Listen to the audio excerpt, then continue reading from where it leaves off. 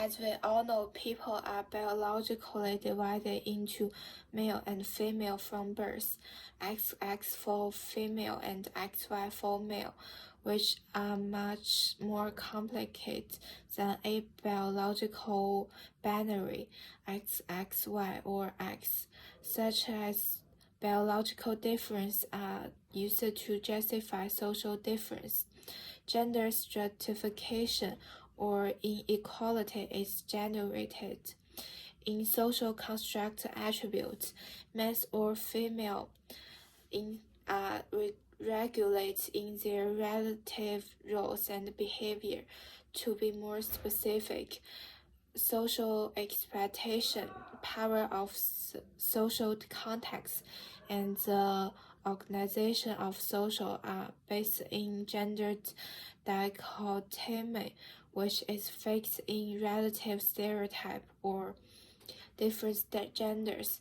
In Western culture, society usually defines two sex or gender catalogs. Usually, masculine stereotypes include logical, rational, aggressive, exploitative strategy. In other sides, female stereotype includes intuitive, emotional, submissive, sympathetic, spontaneous, tolerant, cooperative, and faith supporter.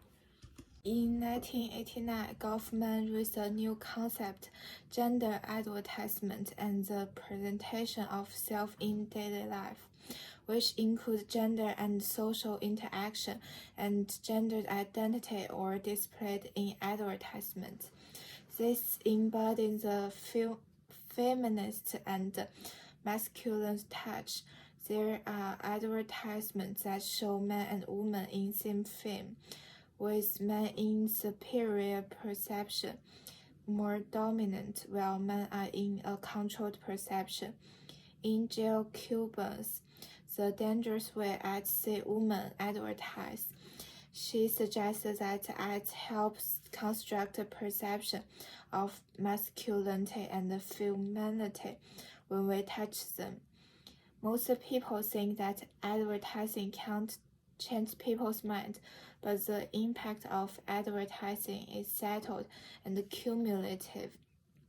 In most decades and so, women have been portrayed worse than even in advertising. Women are required to be slim and beautiful, even beyond normal humans, which is possible except for use of Photoshop. This also means that women are required to have perfect bodies and no wrinkles, which even makes the creature look monstrous. This leads to a life where women are influenced by and develop monstrous required and aesthetics, as well as affecting women's self-esteem and how men perceive women. In 1979, I made my first film, Killing Us Softly, Advertising's Image of Women, which I've remade 3 times since then. These were some of the ads in my original collection, a long time ago. Feminine odor is everyone's problem.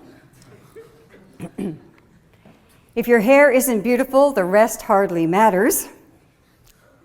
Honey, your antiperspirant spray just doesn't do it. And I'd probably never be married now if I hadn't lost 49 pounds, which one woman told me was the best advertisement for fat she'd ever seen. I'm going to do a very abbreviated version of this talk, of course, today, but I want to begin with the question that I most often get asked, which is, how did you get into this? What got you started? Many factors in my life led to this interest. I became active in the second wave of the women's movement right away in the late 1960s. I'd worked in media. I spent a year in London working for the British Broadcasting Corporation and a year in Paris working for a French film company. This sounds much more glamorous than it was. I was a secretary. In those days, options for women were very limited. I was a secretary, I was a waitress, but I did have one other option that I rarely talk about. I was encouraged to enter beauty pageants and to model. This is artfully cropped to make it look as if I won. I was in fact the runner-up. This was my first ad, and I think the car tells you something about how long ago this was. And this ran in a London newspaper. So modeling was one of the very few ways that a woman could make money in those days. It was very seductive. But for me, it was also alienating. It was soul-destroying. There was a whole lot of sexual harassment that came with the territory. So I didn't follow that path. But it left me with a lifelong interest in the whole idea of beauty and the power of the image. Since that time, advertising has become much more widespread, powerful, and sophisticated than ever before. Babies at the age of 6 months can recognize corporate logos, and that's the age at which marketers are now starting to target our children.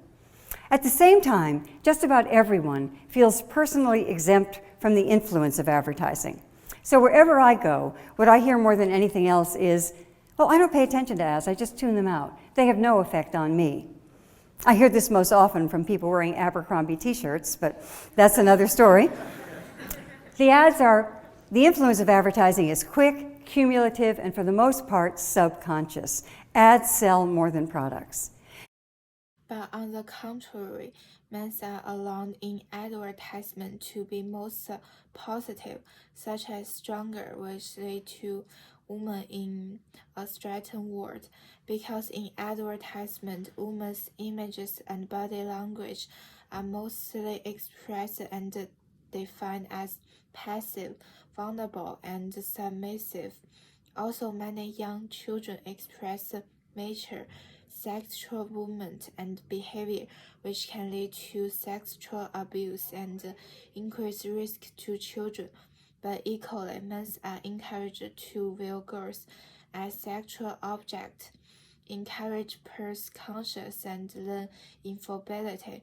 But such as advertisement and images can be psychologically damaged to women and can create a lot of untruthful vibes.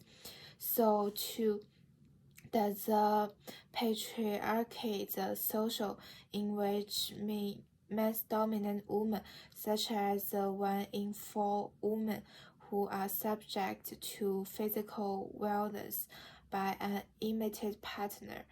According to U.S. Department of Justice, according to Bureau of Labor Statistics, women spend 6 hours more per week on housework than men. There are some theories that gender stratification, for example, the sex role theory, believes that the biologically determined sex, rather than the sex-identified sex, can explain the difference in crime rate and the victimization rate between men and women. Gender as structure combines 3 complements.